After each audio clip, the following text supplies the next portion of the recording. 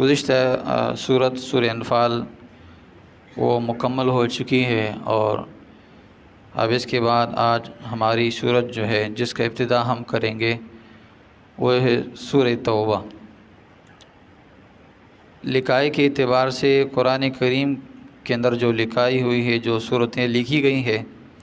اس اعتبار سے سورہ توبہ کا نمبر 9واں ہے،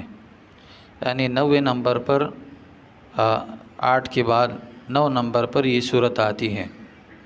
اور نزول کے اعتبار سے یعنی قرآن کریم جب نازل ہوا، جتنی صورتیں نازل ہوئی، جتنی آیتیں نازل ہوئی، تو نازل ہونے کے اعتبار سے اس صورت کا نمبر 113واں ہے، 113واں۔ اور قرآن کریم کے اندر کل جو صورتیں ہیں 114 صورتیں ہیں، تو اس کا نمبر جو ہے 113واں ہے۔ 113ویں نمبر پر یہ صورت نازل ہو چکی ہے، اور اس کے بعد سورہ مائدہ سب سے آخر میں نازل ہو چکی ہے۔ آپ جانتے ہیں کہ سورہ براءت جو ہے، اس کو جب بھی ہم پڑھتے ہیں تو اس سے پہلے بسم اللہ نہیں پڑھنی چاہیے، نہ قرآن کریم کے اندر لکھی گئی ہے اور نہ جو ہے کوئی ثبوت ملتا ہے۔ حضرت عثمان غنی رضی اللہ تعالیٰ سے پوچھا گیا کہ آپ تو جامع قرآن ہے، آپ نے قرآن کریم کو لکھا اور جمع کیا اور تمام امت کو اس پر متحد کیا، لہٰذا سورہ توبہ کے شروع کے اندر بسم اللہ کیوں نہیں؟ فرمایا ہم نے حضور نبی کریم صلی اللہ علیہ وسلم سے جیسی آیتیں سنی، جیسی صورتیں سنی، آپ علیہ السلام جو کہتے تھے فلاں صورت کو فلاں جگہ لکھ دو، فلاں صورت کے بعد لکھ دو، تو ہم اسے ہی کرتے تھے، ایسے ہی کرتے تھے، اور اپنے ساتھ ترتیب ہم رکھتے تھے، فلاں آیت کو فلاں آیت کے بعد لکھ دو، تو ہم اس طرح کرتے تھے۔ تو آپ علیہ السلام نے ہمیں کبھی نہیں بتایا کہ سورہ براءت سے پہلے آپ کیا کرو، بسم اللہ لکھو، لہذا حضور نبی کریم صلی اللہ علیہ وسلم کی کوئی تصریح نہیں ہے۔ اور دوسری بات یہ کہ یہ سورہ براءت جو ہے یہ سورہ انفال کا ایک حصہ ہے، دونوں کے اندر جہاد کا تذکرہ ہے، سورہ انفال کے اندر بھی جہاد کا تذکرہ ہے اور سورہ توبہ کے اندر بھی جہاد کا تذکرہ ہے، اس لیے فرمایا کہ یہ دونوں ایک ہے، اس وجہ سے ان کے درمیان بسم اللہ نہیں لکھی گئی۔ اور تیسری توجہ ہے کہ بسم اللہ اس کے اندر اس لیے نہیں لکھی گئی ہے کہ بسم اللہ الرحمن الرحیم یہ امن کا تقاضا کرتا ہے، یعنی اللہ رب العزت کی طرف سے انسان کو امن مل جاتا ہے، اور یہاں اللہ رب العزت مشرکوں پر غصہ ہوئے ہیں، کافروں پر غصہ ہوئے ہیں، اللہ تعالیٰ کا غضب کافروں پر نازل ہو چکا ہے، اس لیے اللہ رب العزت نے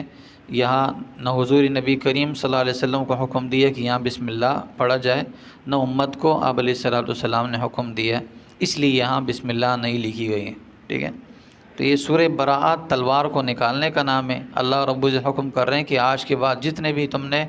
مشرکوں کے ساتھ معاہدے کیے وہ سارے کے سارے ختم کر دو، یعنی ان کو مہلت دو اور ان کو بھائی تمہارے پاس 4 مہینے کے ٹائم ہے، اس کے بعد تمہارا کام ختم کیا جائے گا۔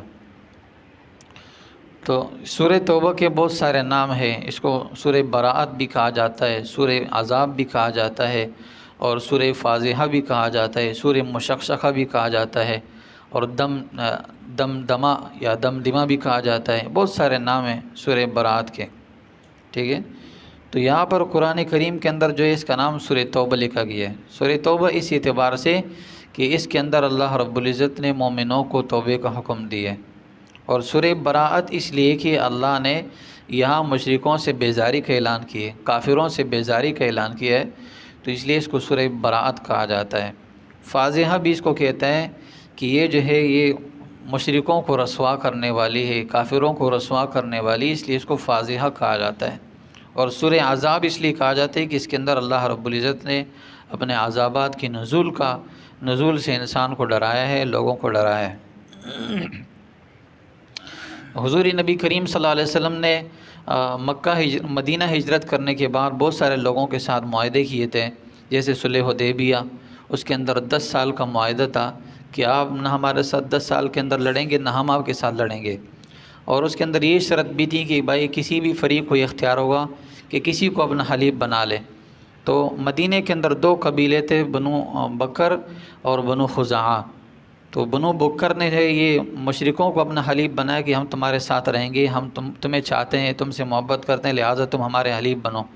اور بنو خزاعہ کافر تھے اگرچہ، لیکن انہوں نے مسلمانوں کو اپنا حلیف بنایا اور مسلمانوں کے ساتھ ان کی محبت تھی۔ تو ہوا یہ سے کہ بنو بکر نے جو ہے بنو خزاعہ کے ایک آدمی کو مارا، اور مشرکوں نے ان کی مدد کی، ان کو اسلحہ وغیرہ دیا، ان کے ساتھ لڑو۔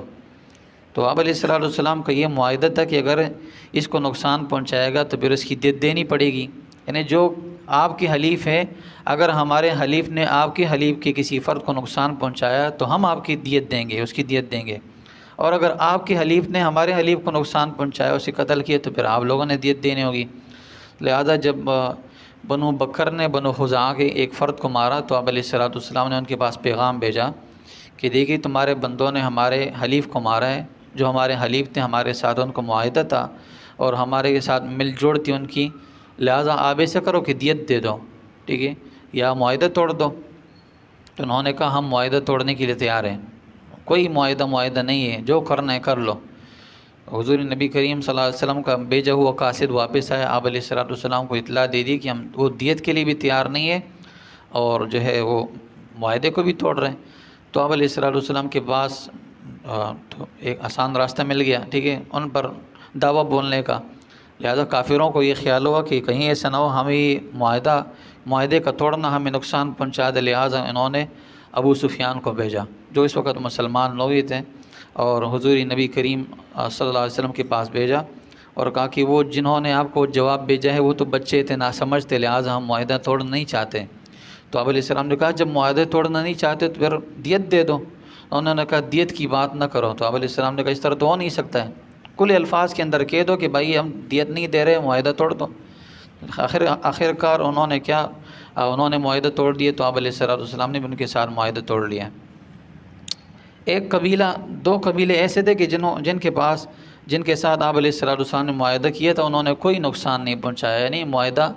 نہ توڑا، نہ اس کے اندر انہوں نے کوئی خلاف ورزی کی، ٹھیک ہے۔ اور ایک گروہ ایسا تھا کہ نہ انہوں نے آپ علیہ السلام کے ساتھ معاہدہ کیا، نہ کوئی نقصان پہنچایا، ٹھیک ہے۔ تو ان سب کے بارے میں اللہ رب العزت برات کا اعلان کر رہے ہیں، ٹھیک ہے، براءۃ من اللہ ورسولہ، اللہ رب العزت کی طرف سے برات کا اعلان ہے، یعنی یہ سن 9 ہجری کو اللہ رب العزت نے یہ صورت نازل فرمائی، اور حضرت ابوبکر صدیق رضی اللہ تعالیٰ عنہ حج کے موقع پر تھے، آپ علیہ السلام نے انہیں بھیجا تھا لوگوں کو مناسک حج سکھانے کے لیے۔ اتنے میں آپ علیہ السلام نے حضرت علی رضی اللہ تعالیٰ عنہ کو بھیجا، اور حضرت علی رضی اللہ تعالیٰ عنہ نے گاہے بگاہے موقع بموقع اس صورت کو مکمل پڑھا لوگوں کے سامنے کہ آج کے بعد کافروں کے ساتھ ہمارا کوئی معاہدہ نہیں ہے۔ تو یہ سورہ توبہ تھی۔ سورہ توبہ ابتدائی آیت اللہ رب العزت کی طرف سے برات کا اعلان ہے، یعنی آج کے بعد اللہ رب العزت ان سب سے بیزار ہے، یعنی ان کے اسلام کے ساتھ ان کا کوئی وہ نہیں ہوگا، کوئی معاہدہ نہیں چلے گا۔ جہاں کہیں یہ ملیں گے تو اللہ رب العزت کی طرف سے یہ حکم ہے کہ ان کو قتل کیا جائے، اقتلوا المشرکین حیث وجدتموہم۔ الی الذین، ان لوگوں کی طرف برات کا اعلان ہے، بیزاری کا اعلان ہے جن کے ساتھ تم معاہدہ کر چکے ہو، یعنی کسی قسم کا معاہدہ ہو، لہذا آج کے بعد وہ توڑ دیا جائے گا۔ تو یہاں اعتراض ہوتا ہے کہ دیکھیے معاہدوں کو توڑنا تو آپ اللہ کو یہ حکم ہے کہ نہیں توڑا جائے، لیکن یہاں کیوں توڑا جا رہا ہے؟ تو فرمایا پہلے انہوں نے توڑا تھا، بعد میں اللہ رب العزت نے توڑنے کا حکم دیا، لہذا پہلے ان لوگوں نے کیا۔ اللہ تعالیٰ تو ایسے نہیں کہ معاہدوں کو توڑنے کا حکم دے، پہلے ان لوگوں نے معاہدوں کو توڑا، معاہدوں کی خلاف ورزی کی، اس لیے اللہ رب العزت نے معاہدوں کو توڑنے کا حکم دیا۔ باقی جو آیتیں انشاءاللہ کل تفصیلاً آئے گی۔ اللہ سے دعا ہے اللہ تعالیٰ میں ان تمام باتوں کو سمجھنے کی توفیق عطا فرمائے۔